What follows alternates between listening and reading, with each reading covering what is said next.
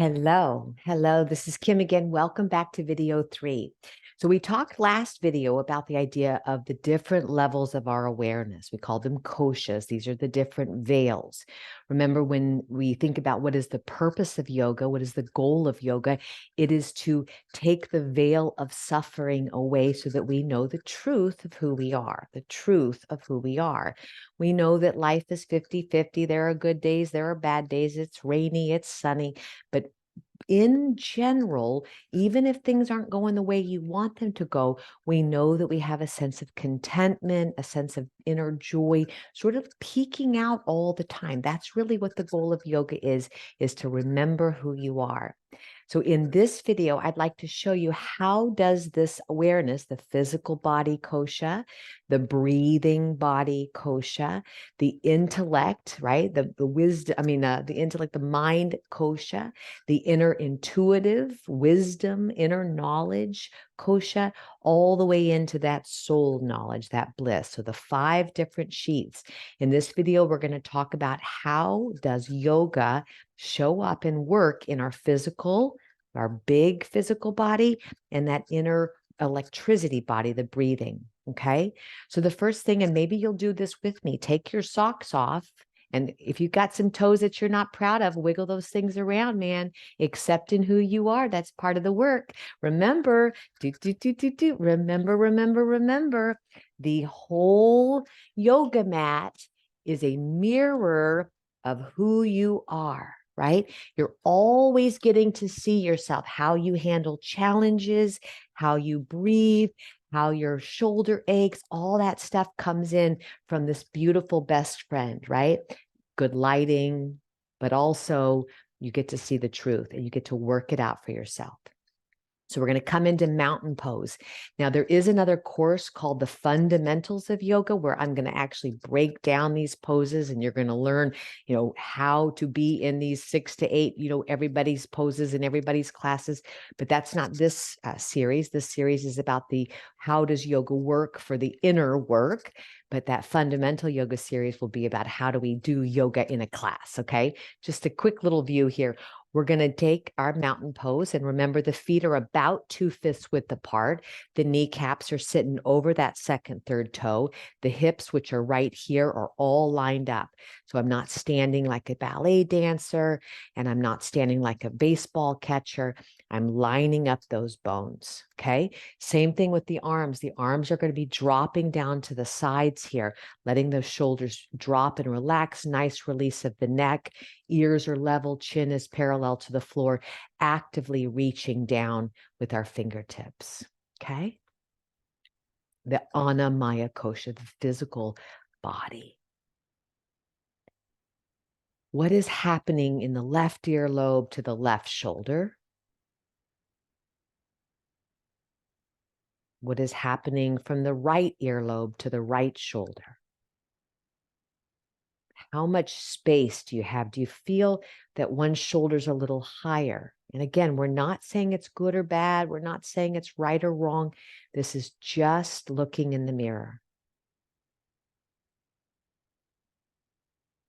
What about my chin? Is the chin parallel to the floor or is it jutted up, right? Am I taking that chin up, getting a little bit of a crunch in the neck? Or is my head slooped forward? Technical term, sloop. Slooped forward here. Can I imagine that I'm pushing my head into a wall behind me, sitting up nice and tall? Okay. What about my rib cage? Do I feel like it's really open here in the front? Or is it really open and spreading in the back? Am I standing more in a kyphotic curve here? Or am I standing more in a back bendy curve here? What are you doing in the ribs? Just notice. And maybe you're so precise here that you can notice that one rib cage is doing something a little different than the other. That's okay to notice. Maybe even taking your hands here and noticing this. Okay. What about the pelvis, right? The pot of our plant. What ride are we doing? Do we have one hip that's a little bit higher? Are we dumping it forward? Are we dumping it back? You could even take your hands on the top rim of the pelvis and just noticing here, noticing how that pelvic bowl is. Imagine that it's filled with water and you don't want to tip it over. What about the knees now? Do you have one knee that's turning out and one knee that's turning in? What's going on with the kneecaps? What happens when you lift those kneecaps? You activate those quadriceps. Do you feel a little bit stronger here without locking the knees, right? We don't want to lock the knees. We don't want to be pressing into the heel of the foot, really standing on the back side. There's a softness to the knees, but you're still lifting those quadriceps up. Are you squeezing your bottom? That's really common, right? Clenching those glutes, smashing that hip forward, those hips forward, that pelvis forward. See if you can soften the bottom a little bit, pull up your pants a little bit, toning it. And we talk a lot about this in yoga classes. So don't worry if you're not getting it all. All we're doing is becoming aware in the mirror of the way the physical body feels today. Okay. And then finally coming down to the feet. Do you feel like your arches are collapsed? The arches of the foot. Do you feel like you can lift them or do they feel like they're smashing down? Do you feel like you're more in the heels, more in the toes? Do you feel like the weight is more on one leg than the other? Do you feel like you're balancing equally? Okay, this is our physical body. And it's a series of habits, it's a series of patterns that we've been using our body for all our life. You know, we mirror our posture off of our role models as we're children. If your mom always stands like this, maybe you stand like this, right? If your football coach or soccer coach, you know, always had his arms like this, even if you don't have all those big muscles, you might still stand like this. We sort of mirror our role models. So part of yoga is becoming aware of why do I hold that hand, that shoulder up? Why do I do that? I don't even have that old timey phone anymore, right? So just noticing that physical ride of your body. I like to say that your body is the vehicle you drive through your life with, right? This is your ride. Maybe you feel like a big old rusted out old pickup truck. Maybe you feel like a motorcycle and you're revved up and rearing to go. Maybe a sailboat where you're able to sort of go with life's curves. But how do you feel in this physical body?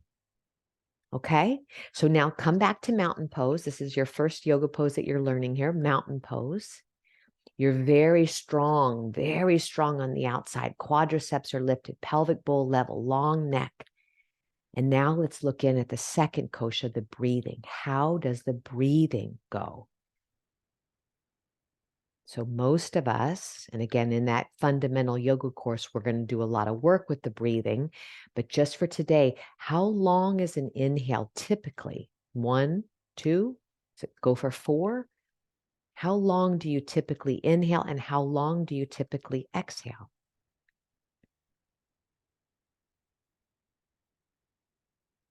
Look at the mirror, just noticing there's no good or bad.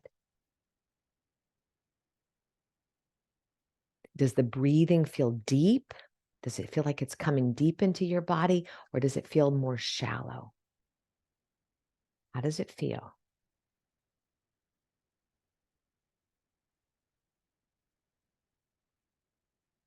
Does it feel choppy, very short and staccato?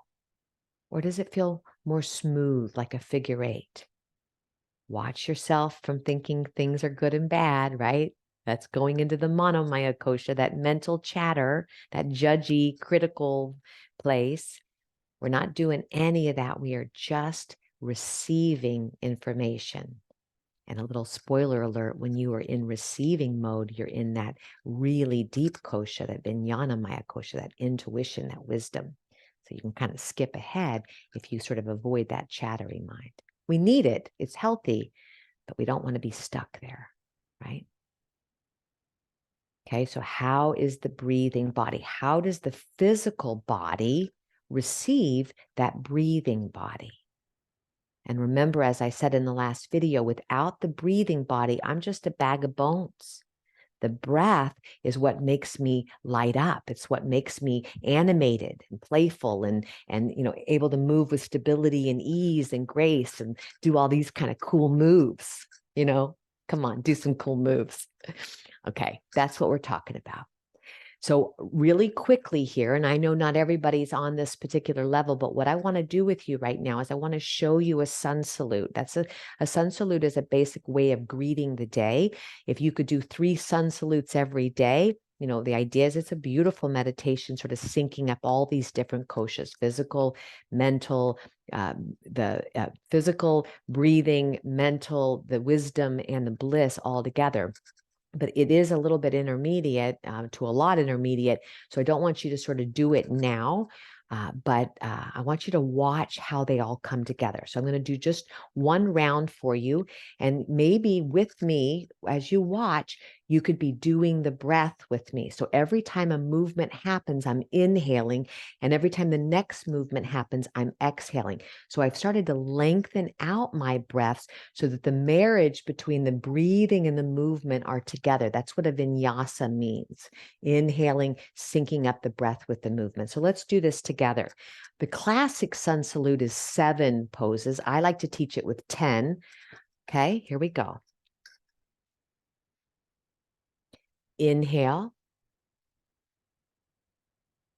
Exhale. Inhale. Exhale. Inhale. Exhale. Inhale. Exhale. We hold this breath for 5 poses. This is known as downward dog, pretty famous pose. Probably heard of it. It's like the home base pose. All the fresh blood comes into your head. You get to notice where your shoulders feel tight, where your breathing is. I always like to say, if it's not your favorite pose yet, someday it will be. It's just a beautiful pose. Feels so nurturing on the body. You go back to this forward fold like a rag doll, and then root to rise, strong leg bones. Inhale, reach up, syncing up that body and mind again. And then exhale, bringing it down with all that bliss back to the mountain pose and repeat. Okay, so that's how that physical practice of body and mind and breath come in to the practice of yoga. In our next video, we're going to talk about how does yoga work for the mind. This is how it works for the body, but how is the yoga practice benefiting and worked for the mind? Okay, as always, may this work be of deep benefit to you. So much love. I'm so thrilled you're watching, and namaste.